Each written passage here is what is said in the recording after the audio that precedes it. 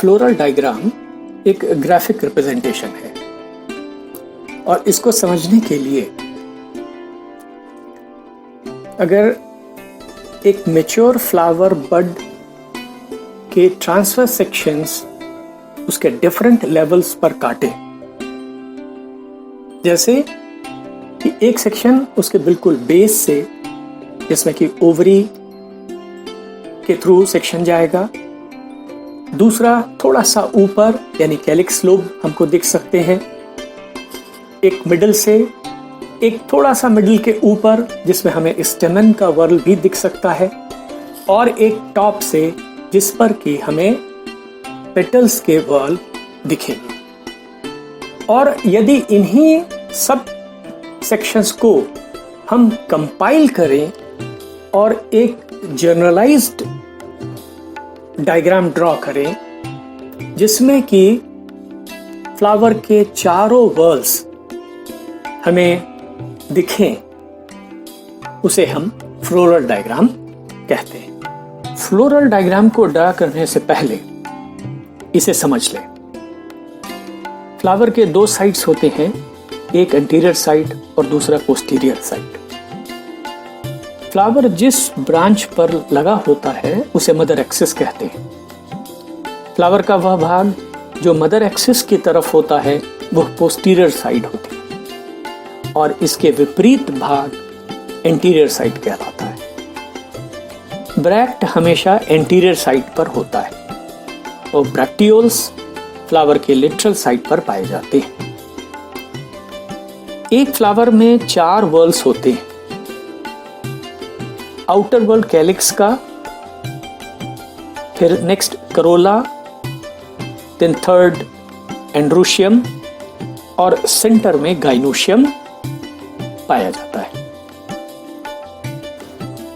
सबसे पहले एक सर्कल हल्की पेंसिल द्वारा बनाइए। अब इस सर्कल का सेंटर पॉइंट बनाएं, जिसके बाद पोस्टीरियर साइड पर मदर एक्सिस बनाएं और एंटीरियर साइड की तरफ इस सर्कल पर एक मार्क बनाएं। यह ध्यान रहे कि यह मार्क, सेंटर पॉइंट और मदर एक्सिस सभी एक स्ट्रेट लाइन में हो, जैसा कि चित्र में रेड लाइन से दर्शाया गया है। इस तरह अब सर्किल 2 बराबर भागों में विभाजित हो गई है। अब सेपल के नंबर के आधार पर इस सर्किल पर मार्क्स लगाइए। जैसे यदि सेपल्स 5 हैं तो प्रत्येक हाफ सर्किल को 2 मार्क्स द्वारा विभाजित कर लीजिए। अब यह सर्किल 5 बराबर भागों में विभाजित हो गया है। अब इस सर्कल को हल्का सा मिटाएं और 5 सेपल्स को उनके प्रकार के अनुसार बनाएं। ध्यान रहे प्रत्येक सेपल का बाहरी भाग नुकीला या पॉइंटेड बनता है। यदि फ्लावर में ब्रैक्ट भी है तो उसे भी सेपल की तरह ही बनाएं और भिन्नता के लिए इसमें लाइंस खींच दें। ब्रैक्ट हमेशा एंटीरियर साइड पर ही होता है।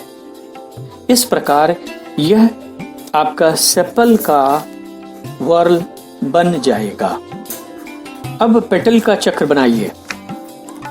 पेटल्स सेपल के अल्टरनेट डेवलप होते हैं, अतः एस्टिवेशन को ध्यान में रखते हुए एक पेटल को बनाइए। इसकी शुरुआत एक सेपल के मध्य से करें और समीप के सेपल के मध्य तक बनाएं।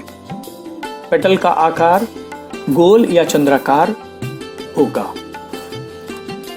पेटल के वॉल के बाद सर्किल के सेंटर पॉइंट पर ओवरी के ट्रांसफर सेक्शन को उसके नंबर ऑफ कार्पल्स, चैम्बर और प्लेसेंटेशन को ध्यान में रखते हुए बनाइए। अब ओवरी और पेटल वर्ल के बीच स्टेमेंस को बनाइए। स्टेमन्स को भी उनके नंबर, वर्ल्स, डाइथिकस या मोनोथिकस, इंट्रोर्स और एक्सट्रोर्स को ध्यान में रखकर बनाएं। यदि फ्लावर में ब्रैक्टियोल्स भी हैं तो उन्हें लेटरल साइड में बनाएं। इस तरह आप किसी भी फ्लावर का फ्लोरल डायग्राम आसानी से ड्रॉ कर सकते हैं। यदि फ्लावर में कोई अन्य संरचना जैसे नेक्टरी ग्लैंड या अपेंडेज आदि पाए जाते हैं तो उसे भी दर्शा सकते हैं। इस प्रकार एक एफडी से हमें फ्लावर की सिमेट्री जैसे एक्टिनोमॉर्फिक या जाइगोमॉर्फिक, यूनिसेक्सुअल फ्लावर है या bisexual, number of sepals, petals, stamens and carpel के साथ साथ प्लेसेंटेशन का भी ज्ञान होता है। एक फ्लोरल डायग्राम से हम कुछ फैमिलीज को आइडेंटिफाई भी कर सकते हैं।